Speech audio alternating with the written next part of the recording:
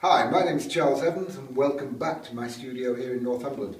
And today I'm going to do a little river scene with a lot of trees. Starting off again with a very quick outline, drawing. And there's a few trees. And I'll have another clump here. And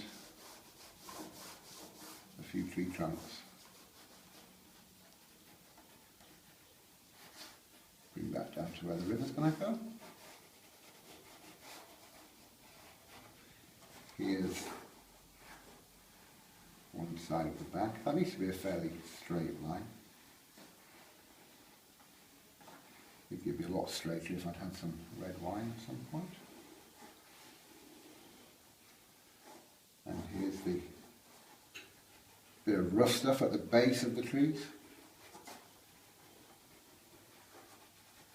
And the other bank coming out here. I'll have a path going down out of shot. Bit of rough stuff there, and some big trees here. For big trees, all I need to do is draw a few trunks, getting shorter as I go further away, because all the foliage is going to be in one big clump there. That's it. Drawing done. Now, on with the paint. But before any colours, I'm going to use a very simple sky in this one, because there's quite a lot going on below. So just one colour in the sky, which will be ultramarine blue. But before any of that, loads and loads of water. And I'm using my big brush for this, a 1.5 inch flat. Incidentally, all of this is done in real time. There's not really that much editing. We only stop filming when I need something to dry. And then carry on straight off to where I left off. Plenty of water there. From the top, coming all the way down. Through the trees. Don't start going around trees. It's amazing how when you're doing a sky wash and you've got a big tree in the foreground, in full foliage, and people actually wet around it. Then when you leave gaps in the foliage, you're just having big white lumps of paper showing through. You need to see sky wash through those gaps. So, just opening blue. Plenty of water into my blue. Remember, it's always going to dry about 50% lighter than when I put it on. So, stick that on from the top and come all the way down. Getting slightly weaker as I'm coming to the bottom. In posh circles, that's known as a graduated wash. What it means is it's getting weaker as it comes further down. Now wash out my brush, squeeze out, and just suck out a few clouds of it. How simple is that? I'll mop up a lot of that. And again, some more clouds here. Now because I've got such a steep angle on my board, as I'm taking the clouds out, the water's running back into them. So just let it run for a second or two. Mop up again. And now reinstate the top of my clouds there. But the important thing is have it finished while it's still sopping wet. Don't mess around with your clouds too much. Otherwise you end up with big sharp edges to clouds. Or cauliflowers, watermarks. There. If I want a cloud shadow, as I'm taking out there, drop a bit back in there. Very, very simple. Wash out, squeeze out, mop it up, and let my sky dry a little bit. The big brush that I've just used for my sky is a 1.5 inch flat wash brush, and it's a Cotman made by Winsor Newton. All the materials that I use are Winsor Newton, including the paper, which is only £140 weight, and I haven't pre-stretched or messed about with the paper. All I've done, chop a sheet in half, tape it to the board. Slight bulge there, but nothing that will stop me from painting, no wobbly bits. And when I take the tape off, it's always going to dry out totally flat. But now I've finished with that brush, because I've finished with the sky wash on this one. And so I'm changing to my 3/4 inch wash brush, the flat wash brush, again a Cotman brush. And I'm starting off with a little bit of yellow ochre. This business of bleeding in where one colour bleeds into the other because it's still too wet. Quite often it's your enemy. For something like this, make use of it. My sky is not dry, it's still slightly damp. And so I'm just going to go into here with a little bit of yellow ochre, plenty of water into it, and with the side of my flat brush, tap on like so, just dabbing on, going all the way across. I've picked up a little bit of red somewhere on it. It's not going on the paper, so that's fine. Carry on with the yellow ochre. And you'll see that it's starting to soften on the top. That's helping to give me a bit of a more distant, feathery effect on top. A bit of distance in without even trying. Now, hooker's green. Remember, never ever use hooker's green by itself. As a mixer, it's fabulous, but by itself, it's a totally unnatural colour. So I've got hooker's green and a lot of yellow ochre for this mix. If I take hooker's green out of the equation of the 8 colours that I use all the time, mix the other 7 in, one at a time, I've got 7 different lovely greens. Mix a third colour into some of the mixers, I've got about 5 secondary greens. So I've actually got 12 greens from one tube. And I've never ended up with a mud, it's always a nice clean green. Tap a bit that way. Whilst the yellow ochre is still wet, let it spread and let it merge. But I'm dabbing so that I'm leaving little bits of the yellow ochre showing through, and also little bits of paper showing through. Don't paint it solidly. Move down to the base a little bit. This is where red wine helps. The hand shakes more readily. Problem arises when you finish painting, but the hand doesn't. Now, a little bit of blue, ultramarine blue. Always sounds weird putting blue into your greens. It's not going to come out bright blue. All it is going to do is add a little bit more depth to that green. I'm going to have the light in this one coming from the left. I'm popping that blue in there, down the bottom a little bit here, and again down to the bottom of it. It looks a mess at the moment, it'll be fine. Instead, hopefully, with more there. Just tapping. Behind there.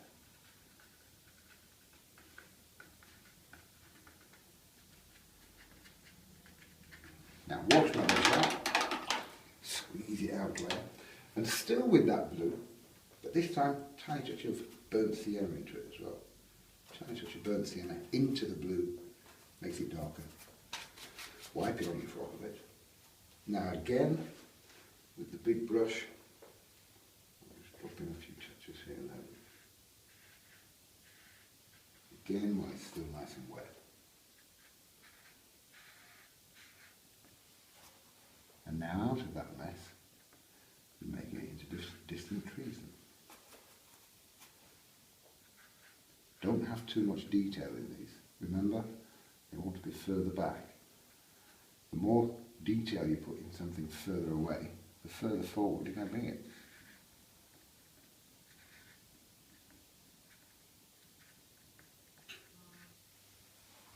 Keep dipping in. Again, like I say, I don't want too much water in this.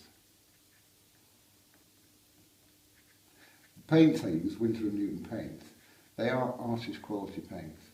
Bit of a false economy to use the student's quality because it fades that much quicker.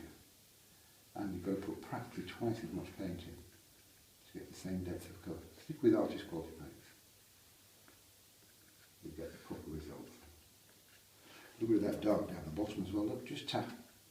This is again the blue and the burnt sienna. Just dabbing like so.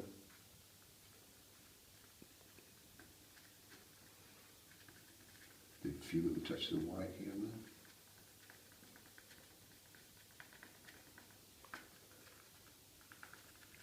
And we'll let that settle for a second or two. In the meantime, I'm going to come down here and start with the water already. But I'm not going to fiddle about and capture each tree that I've painted above. That would be silly and very time consuming. So I've got a little bit of my hooker's green and yellow ochre again. Plenty of yellow ochre into it.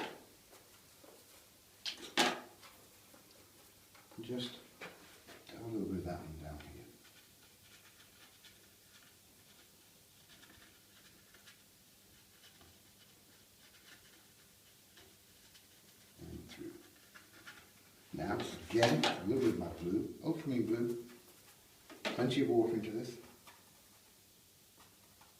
And we'll have some of that down the water as well. All the way across there.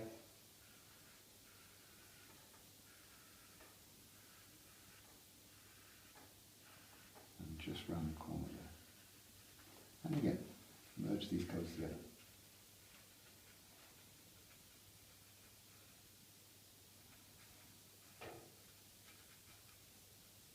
Tapping. Bit down here. All this will make sense later when I put the water in.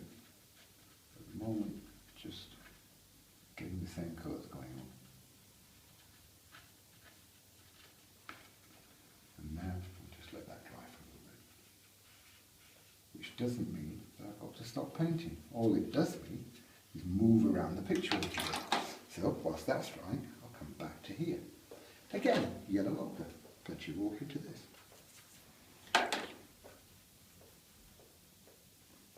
Still with that big brush. Bring it across. And whilst that's still slightly damp on the base there, tap it. And it will soften at the top. Notice how I'm using every side, every angle, every part of my brush. I only use 4 brushes in total. My 1.5 inch flat, this 3/4 inch flat, a number 8 round and a number 3 rigger. That's it. But because I've got so few brushes, I use every side, every angle, every part of my brush. It's amazing how many effects you can get out of a few brushes. Down to the bottom there. You'll notice I've got a tiny touch of white paper showing just in between the two. That's stopping one running into the other. You don't need to use your hair dryers. All you need to do is plan your painting. And while one bit's drying, paint somewhere else. Move around the picture. Now again, a little bit of hooker's green and yellow ochre. And a few little bits of that in amongst there. Bring it up a little bit. This time I'm using the sharp part of my brush look.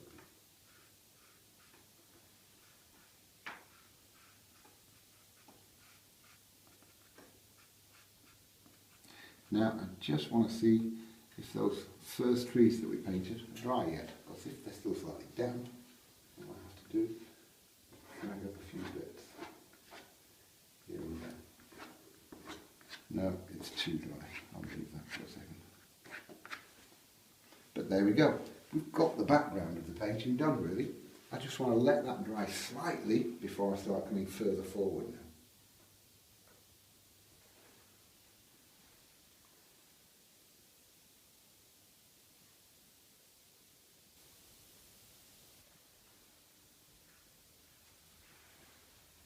Now for once, I'm going to my small brush, number 3 rigger.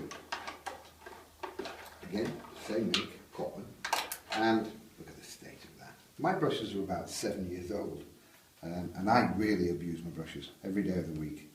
I'm painting about 30 pictures a week, and they stand the hammer. A little bit of raw umber and a little bit of blue into it, and I want a few bits of boughs and twigs coming up. I'm not fiddling about with loads of twigs. Really, it's just the big bits of the trees that grow upwards. Got a couple of bits coming out there. And just a few bits. That'll do. Now to foliage. Back to my 3/4 inch brush. Got a little bit of yellow ochre, plenty of water. And again with the side of the brush, look, just tapping on.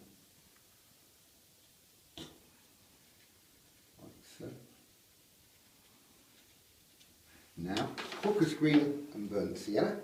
Burnt sienna this time because I want a stronger green. It was yellow ochre and hooker's green before, remember? Bit strong. Plenty of water into it. And again, tap. Leaving bits of the yellow ochre showing through and bits of the paper showing through. Now can you see what I was talking about earlier when I put the sky wash on? If I painted around this clump of trees, there'd be big chunks of white paper showing through, rather sky colour. Going down a little bit here with the sharp of the brush this time. And down to the bottom. And fill it in. If I wanted grass, just push the brush in, flick up, push up.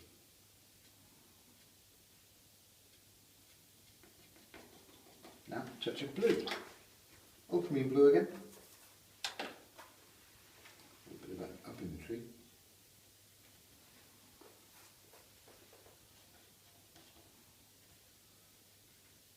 A little bit down here.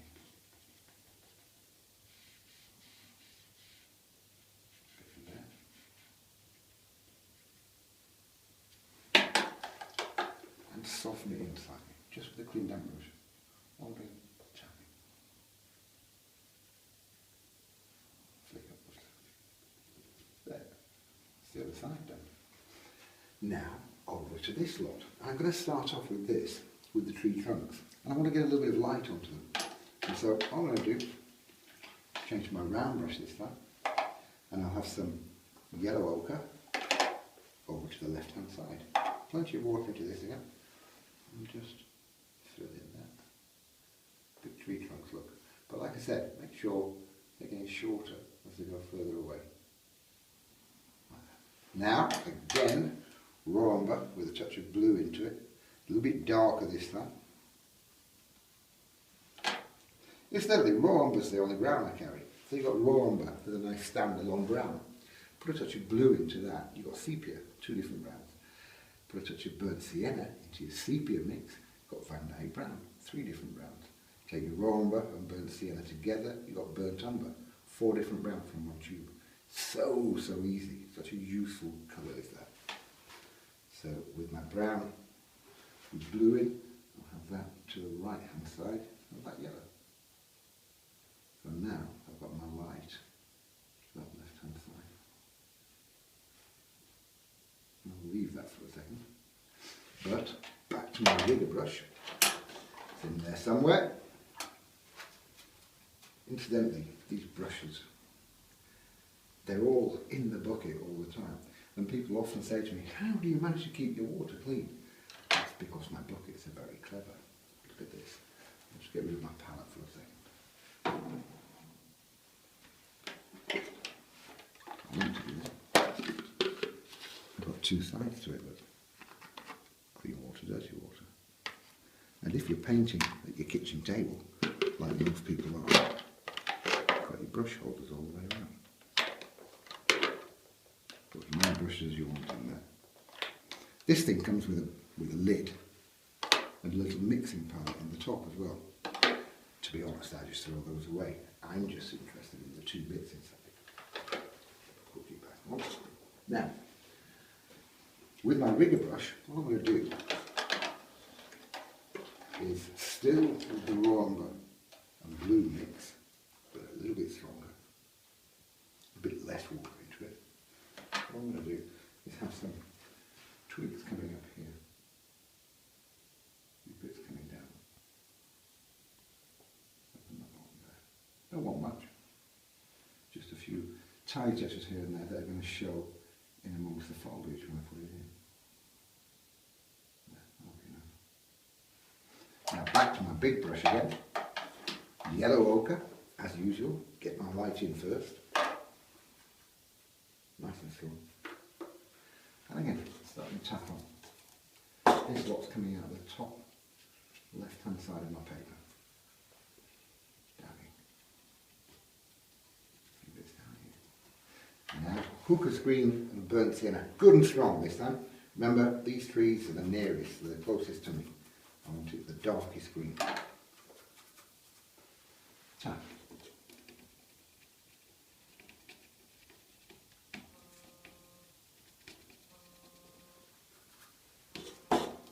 And keep on dabbing. But you'll notice, look, I'm leaving little bits of paper showing through here and there, but also I'm leaving little bits of my tree trunks, branches showing.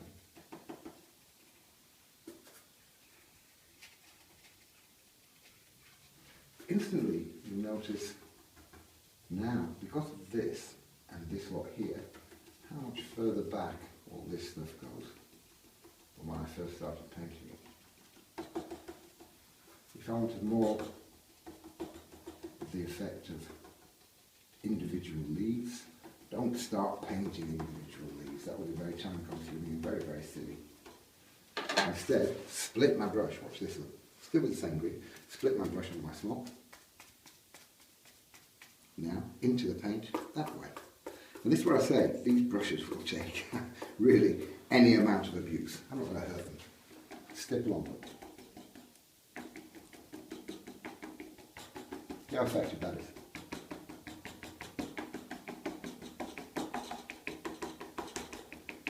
Now, back in with blue, still just ultramarine blue, look, there it is. There we go. Nice and dark down here at the bottom. Bit up here. Split my brush again. And still. And again, split that brush into the paint like that. Such an easy effect. Not fiddling, not messing about, but getting the desired effect. A bit darker up there in that top. That's those trees, a big, big clump of close-up trees done with the minimum of effort. Isn't that easy? Trust me, I'm an artist. If I wanted some lighter bits in there, in amongst the twigs, I'm just giving it a second or two to settle. Now, spread a few bits out with my fingernail.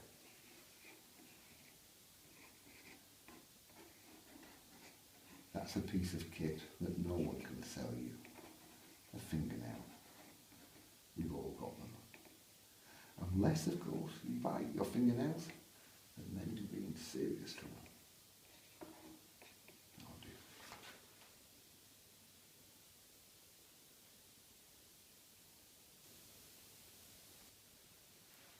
Now it's time for the water. This is a scary bit, to be honest, because I've already put my reflections in. And so now I'm going to go through the lot of them. If you're quick, you're not going to disturb this. You might soften it a little bit, but you're not going to start taking paint out. If, on the other hand, you're scared of it and you do it very, very carefully, then you are going to disturb all those other colours. So quick brush strokes with this, look. And all it is, a little bit of ultramarine blue, same blue as the sky, a little bit of burnt sienna, and a little bit of hooker's green. All three mixed together. And plenty of water into this. Loads of water. What I'm going to start with, straight through the whole lot of it. Going from side to side there. Up to where the bank's going to be. I'm painting this in before I start doing the bank on this side, because that way, any mess I make to the side here, I'm going to cover it up with grass. You can imagine if I painted my grass in first, I'd now have to paint the water in very carefully. Up to that. And again, a little bit of hooker's green and burnt sienna, fairly strong. Just want to touch that down here. Once it's still wet here. Pop it in. A little bit of that there as well.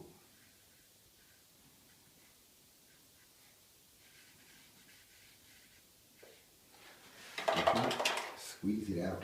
Now with a clean damp brush, all I'm going to do is suck out a little bit of paint. Look, I'm sharpening this between my fingers, like so. Now with the sharp of the brush, take out a little bit of paint here and there. Just a few touches. That's very effective. And like all effective techniques, people go, God, that's good, I'll have some more of those. And you end up with no water left. Just a lot of sharp white bits that you've taken out. So keep your effective techniques to a minimum.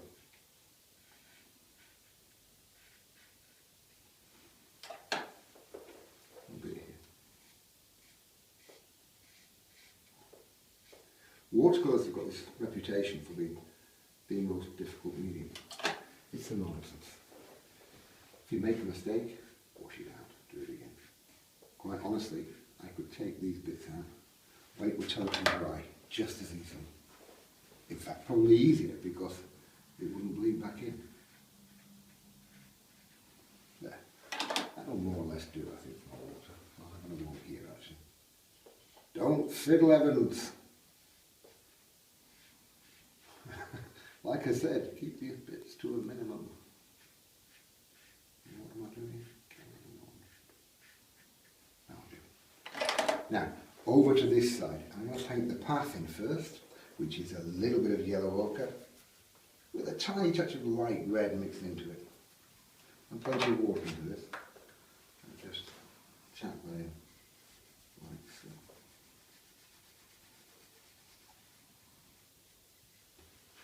I want to create the path going round the corner, like so.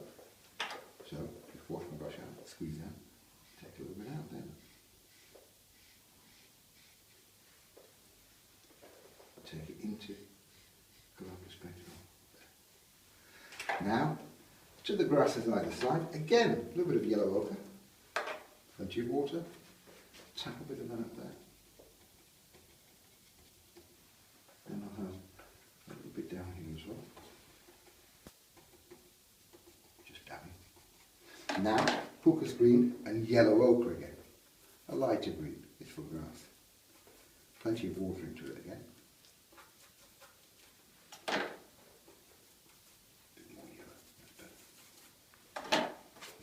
Rock. And drop a little bit in. Bit bright, more yellow ochre. That's better. When I get to the top there, look, flick upwards. More of a grassy stroke. Down to the edge of my path.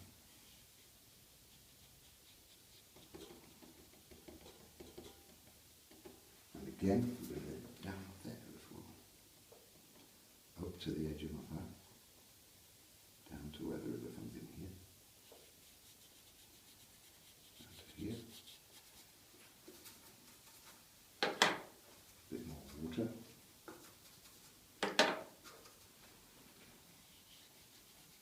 and down to the edge of the painting there. Again, up to the edge of my path carefully here, so I'm leaving that path showing.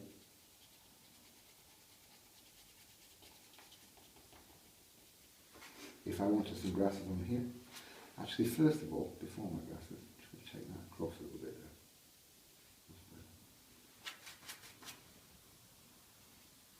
there. Now, start and flick up.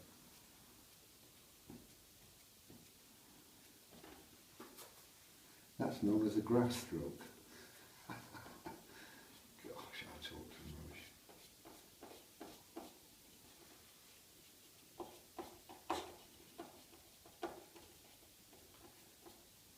Flick up the other.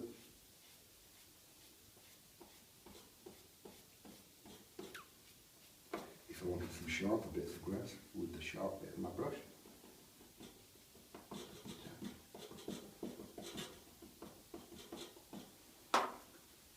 Tap it here.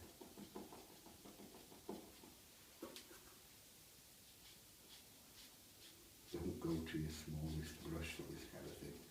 Keep with the big ones.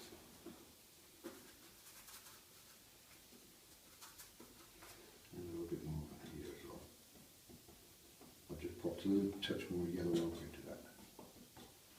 Slightly stronger on the yellow. I'm going to go a little bit more depth into that. So again, a little bit of ultramarine blue. That one.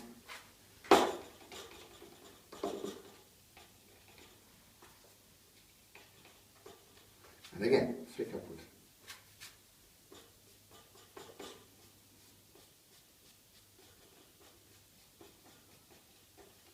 With that blue down there as well.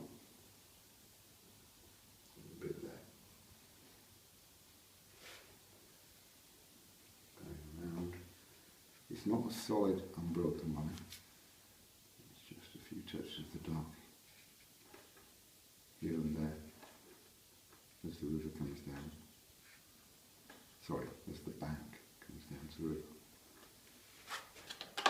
Back to this bit. Look.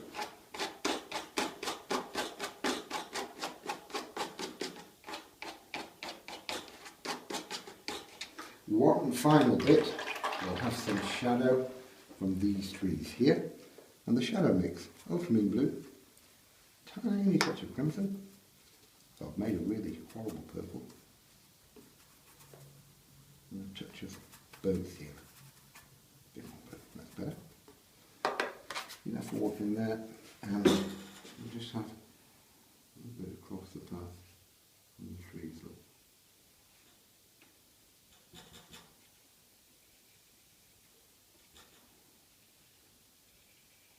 Now invent a tree or two out of shot over here.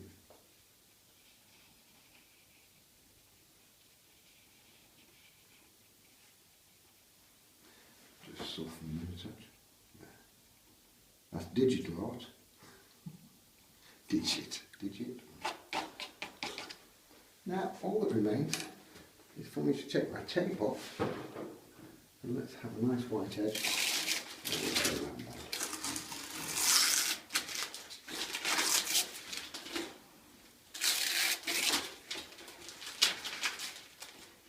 There we go. A very simple little tree ceiling.